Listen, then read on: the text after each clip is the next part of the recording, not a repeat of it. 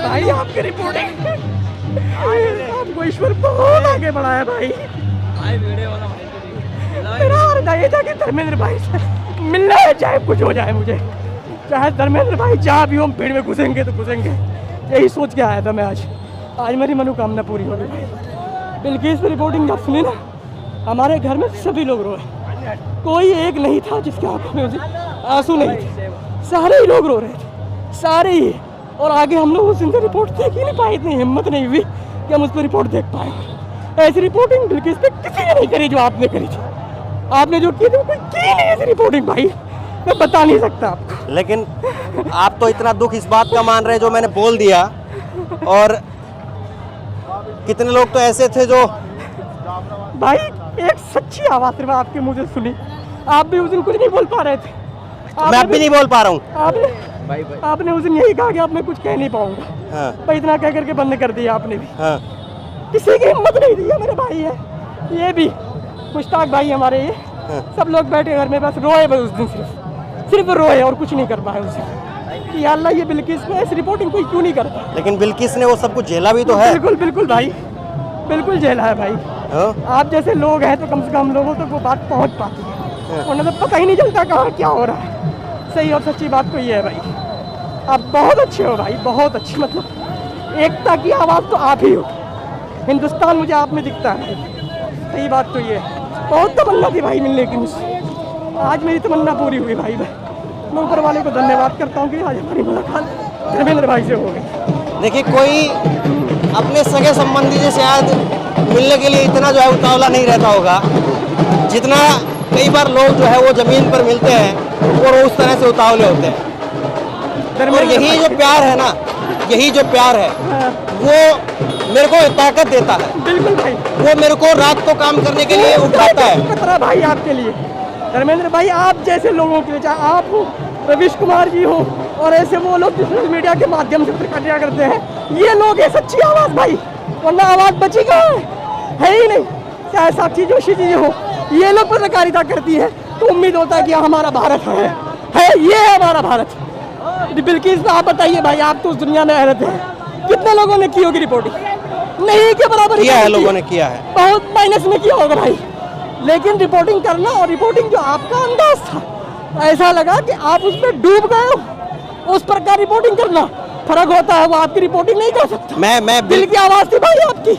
मैं उस परिवार से मिला भी था ना। अच्छा, आप मिले भी?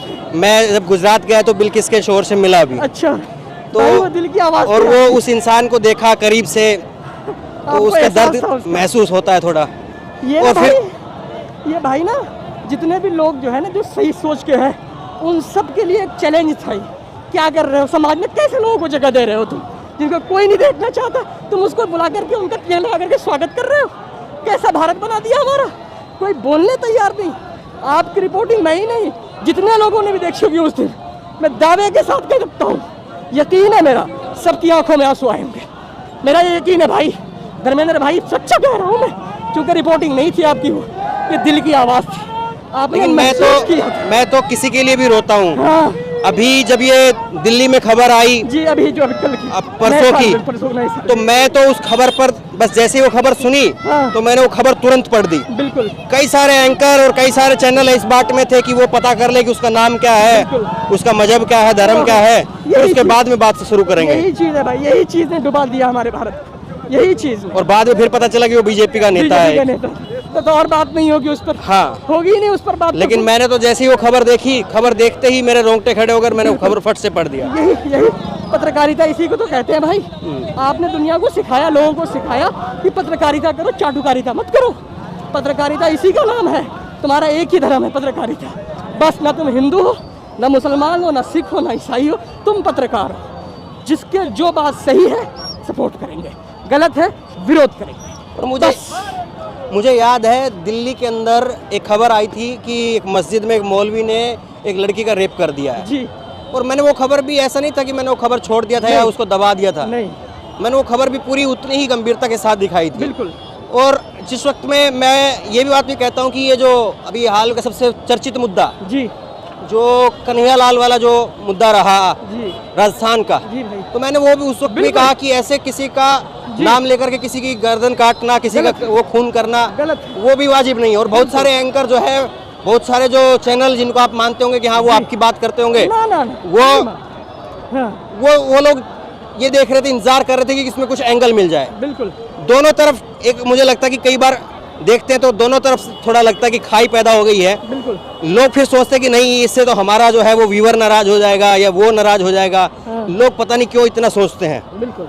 सही को सही और गलत को गलत गलत कहने में डरते हैं। क्यों डरते हैं? हिम्मत नहीं जुटा पाते, हिम्मत ही नहीं जुटा पाते भाई।